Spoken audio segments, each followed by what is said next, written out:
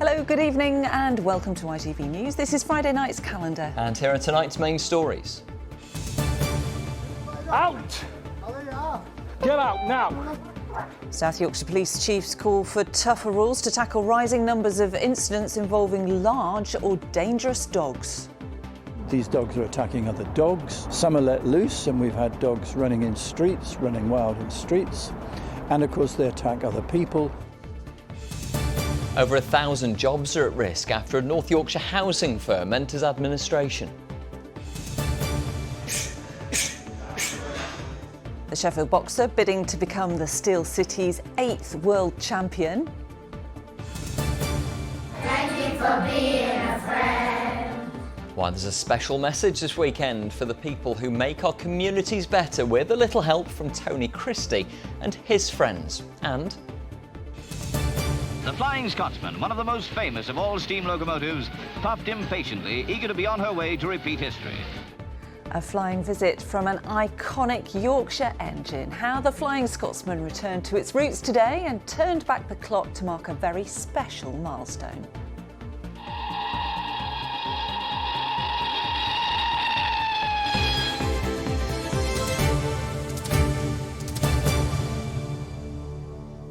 thanks for joining us. First tonight to what police in South Yorkshire are calling the new scourge on their streets, the growing trend for super-sized dogs, many of which, they say, go on to attack other animals and even children. Yes, police chiefs today call for dramatic action, including adding new breeds to the dangerous dog list and licensing laws brought in for all dogs. It's prompted by a huge increase in dangerous dog incidents. Officers say they're now being called to up to 8 every day.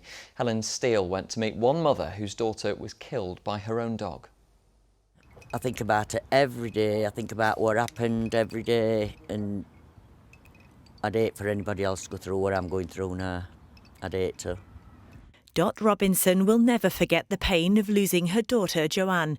Mauled to death by her 16-stone dog Rocco at home in Rotherham, he was sold to her as an XL bully. And Dot says this breed is still being sold near her home for up to £12,000. Any dog can turn. But any dog can turn but not do the damage that these are doing. It's the size of them. I mean, our Joe would have had no chance. It's cases like Joanne's that have prompted South Yorkshire Police to launch a campaign today calling for action.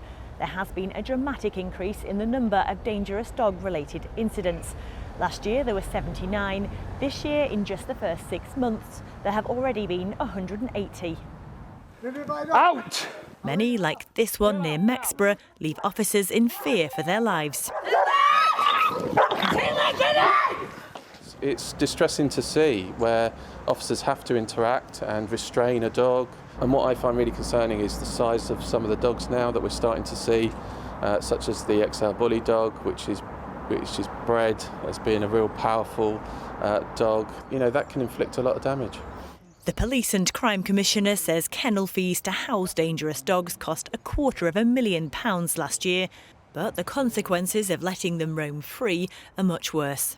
Some are let loose, and we've had dogs running in streets, and particularly we've had graphic pictures, video footage and photographs of children who have been, had their scalps torn off their heads. And we're asking the government to take whatever steps are necessary. Those steps, he says, are licensing all dogs and banning the XL bully breed altogether. That, though, according to one owner near Barnsley, isn't the answer.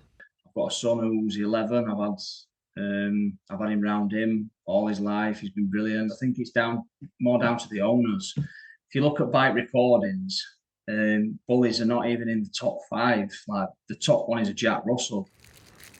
Back in Rotherham, Dot is still a dog lover, but says she welcomes any measures to prevent another death. Helen Steele, ITV News.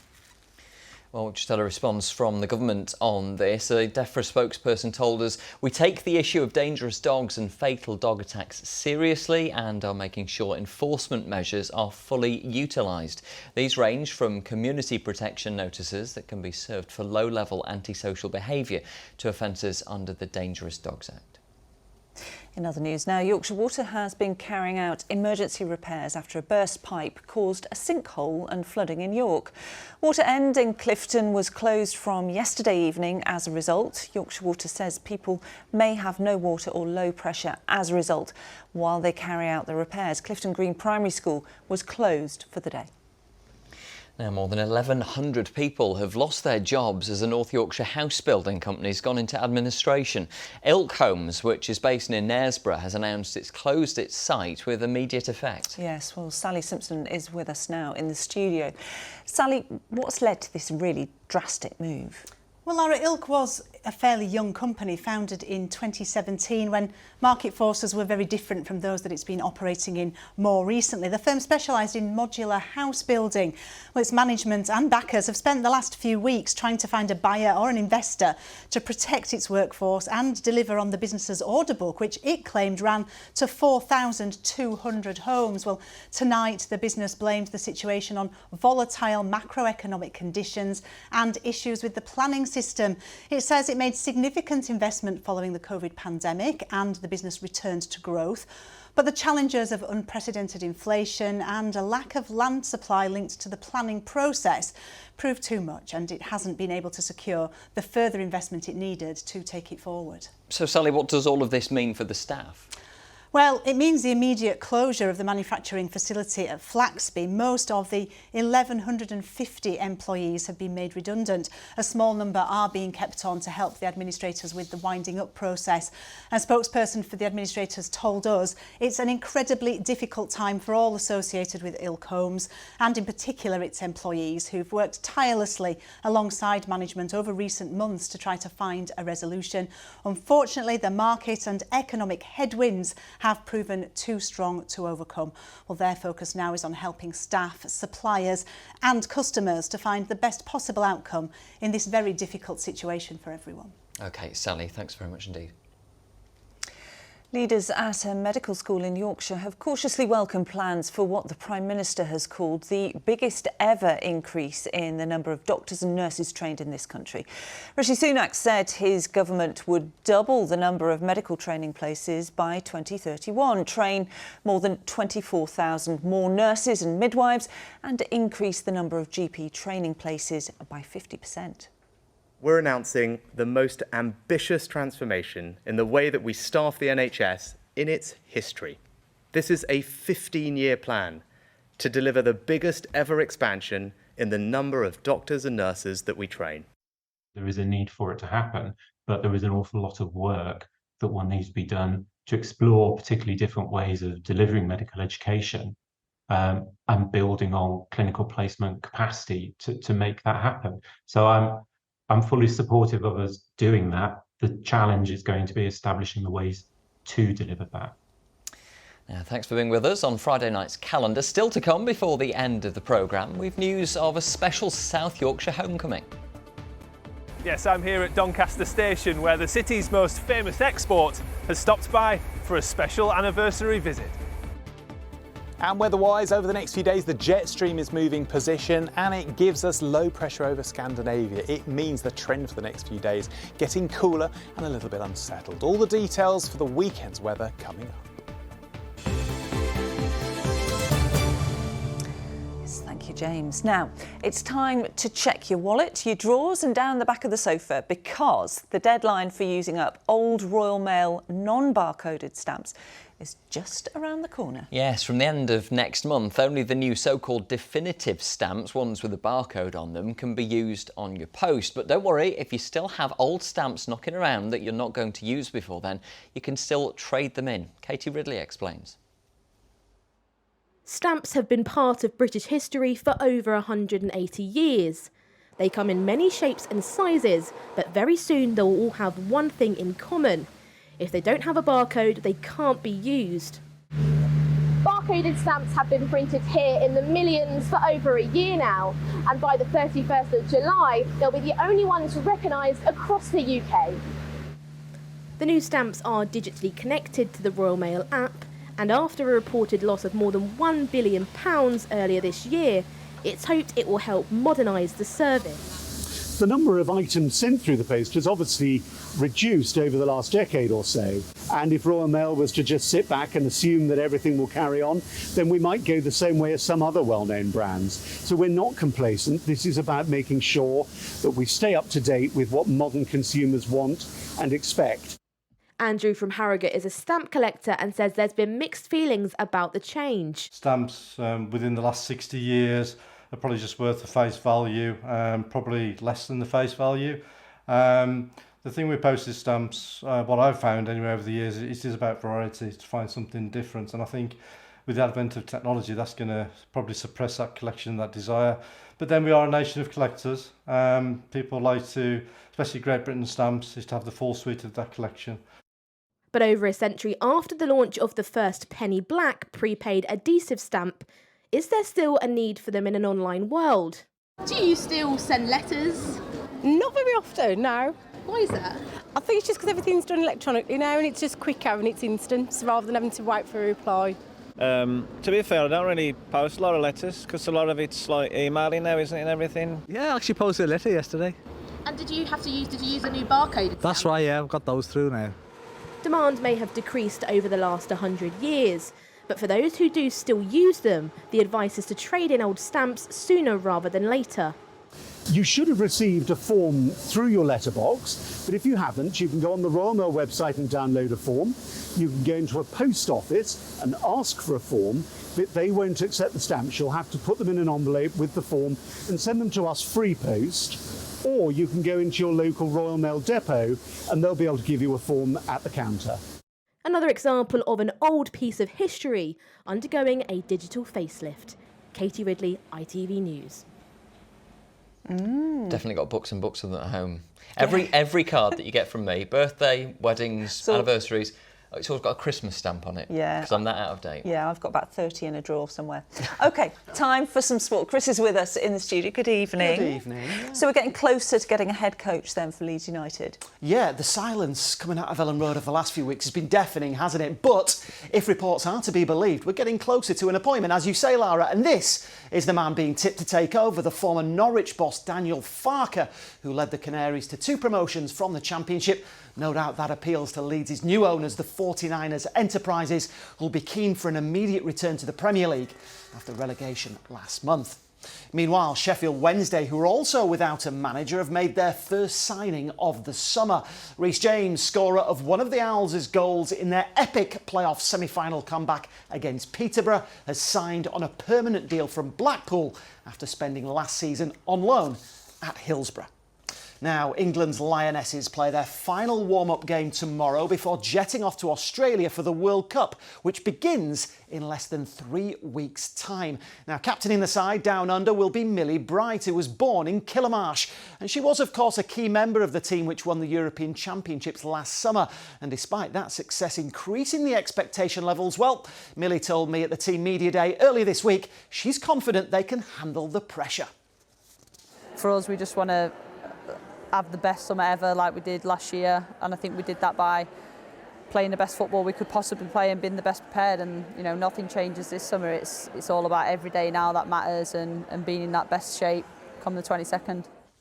And we'll be hearing more from Millie and our region's other Lionesses over the next couple of weeks in the build-up to that World Cup. Yeah, I look forward to hearing more of that. Now, Chris, there's got to be something between Sheffield and boxing, hasn't there? Yeah, I mean, the Steel City has produced 7 world champions down the years, the likes of Prince Nassim Hamed, we all know him, don't we? Clinton Woods, Johnny Nelson, to name but 3. And now there's a new kid on the block hoping to become the 8th. Dalton Smith has won all 14 of his professional fights so far, and tomorrow takes the next step on a journey he hopes will lead him to a world title. And the new British Super Lightweight Champion, Dalton Smith!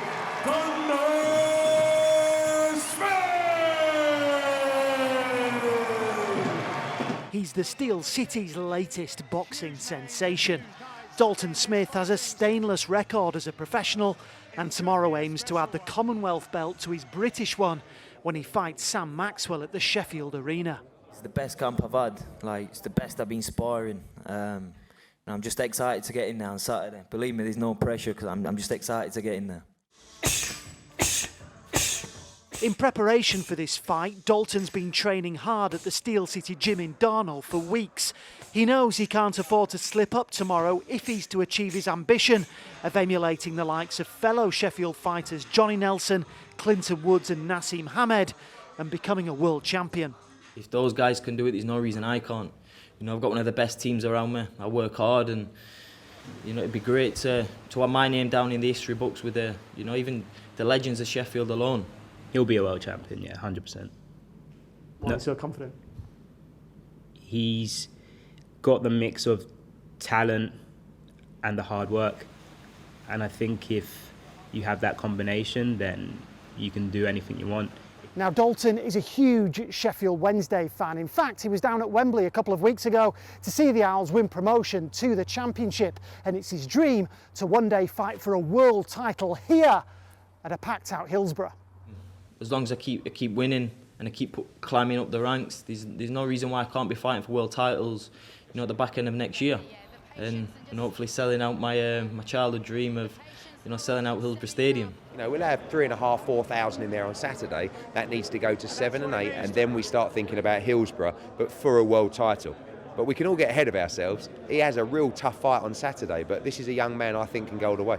You know, I'm so hungry for it, because I know it's in touching distance now. I'm so close, and you know, one slip up can, you know, backtrack that. So, you know, I've got to make sure I'm doing everything right. And that begins tomorrow night. A win for Dalton, and the shouts for a world title shot will grow even louder. Now, in fact, the ITV Evening News has more on the Lionesses World Cup preparations coming up at 6:30.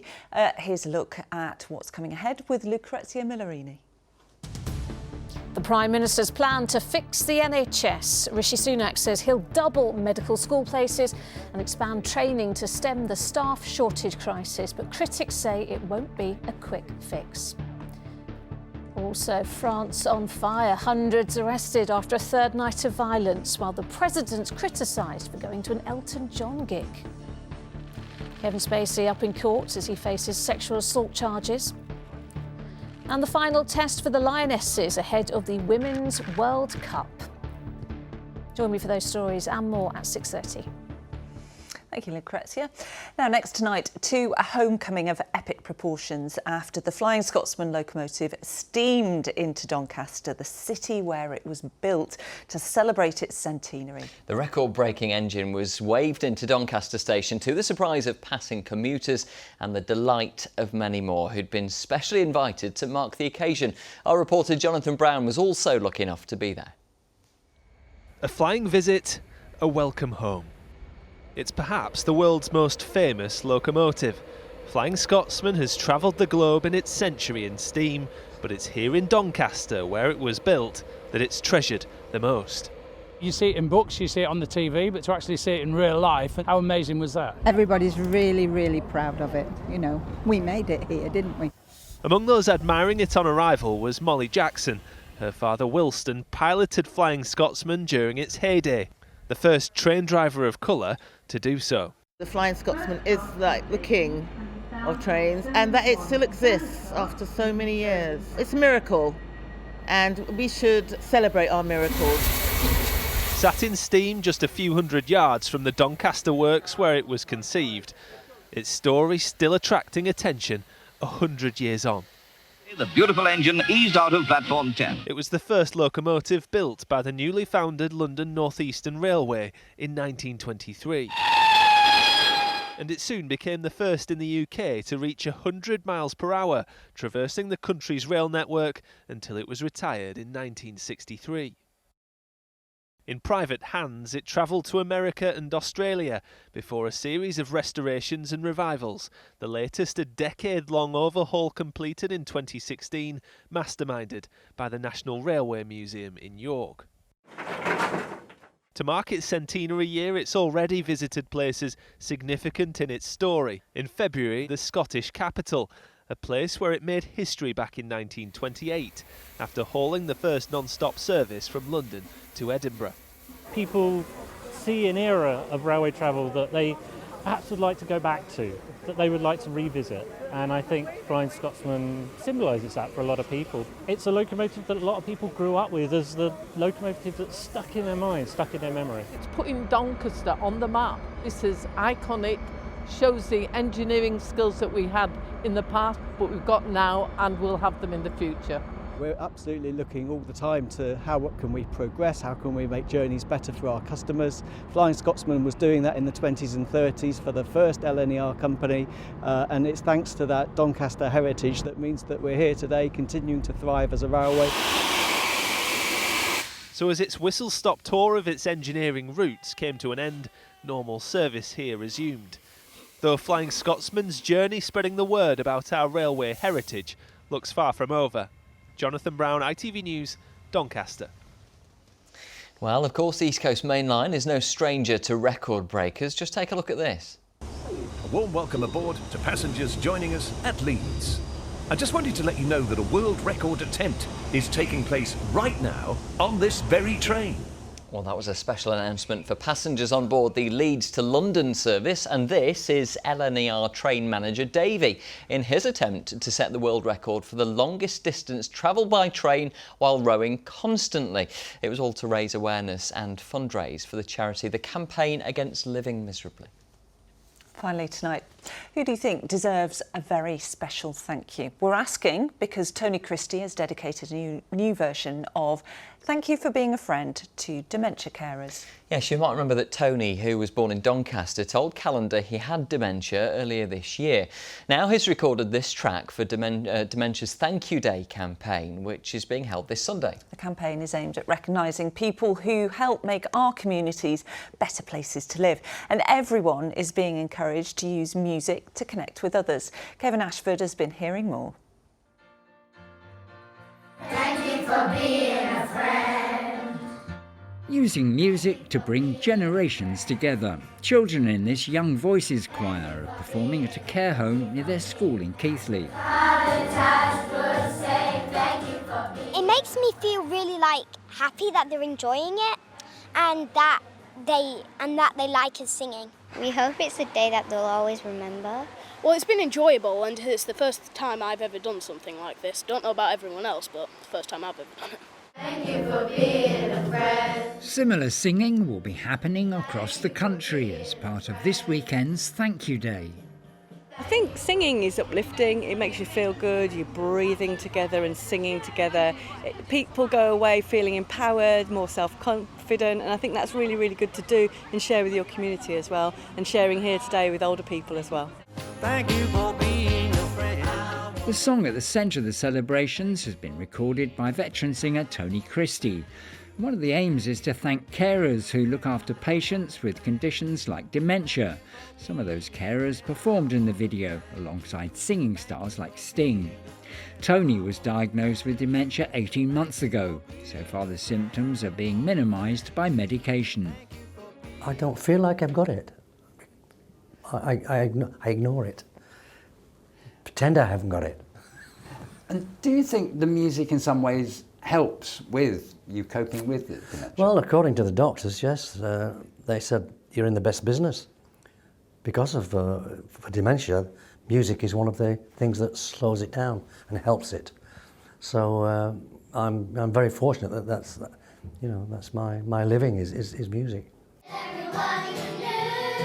Organisers say 15 million people have been brought together by previous Thank You Days. They're hoping for a similar impact on Sunday. Kevin Ashford, ITV News. Thank you for being a friend. I want to thank you. Thank you for being a friend. Aren't they fantastic? Really Absolutely good brilliant. singers, yeah. And brilliant to see Tony Christie going strong still and still releasing music. Yeah, at the age of 80. I know, incredible. Yeah, thanks for being a friend. Oh, and to you. Here's another friendly face, James Wright.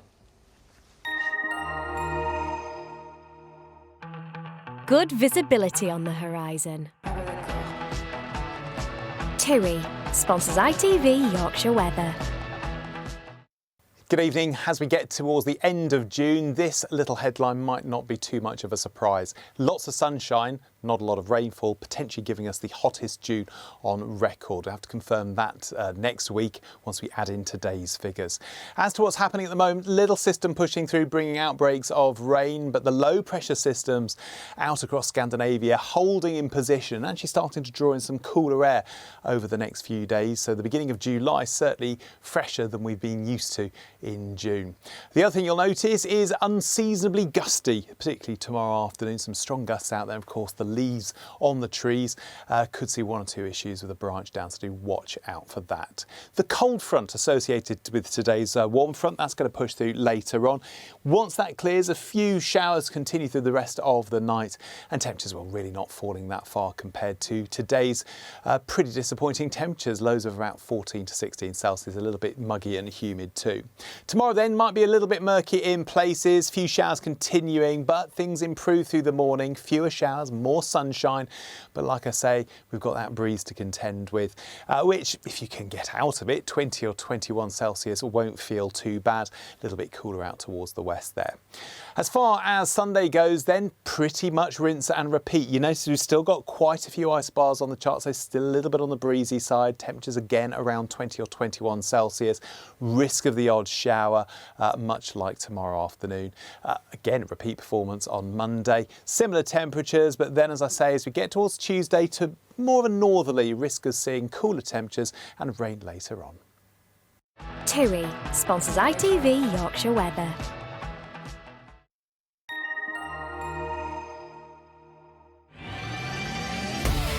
Hello, summer. Piri sponsors ITV Pollen Count. Pollen-wise, we're looking at high counts over the next few days with the sunny spells in between those showers. We've got the back end of the grass season and a few nettles still in flower. That's it for me. Have a great weekend. Thank you, James, and have a great weekend from us too. Yes, I'm going to be singing that song all weekend now. I know, it's near worm, isn't it? It certainly is, toe tapper. That's it for now. I will be back at 10:30. Lucrezia's up next, but from all of us here, have a great weekend. Bye-bye. Bye-bye.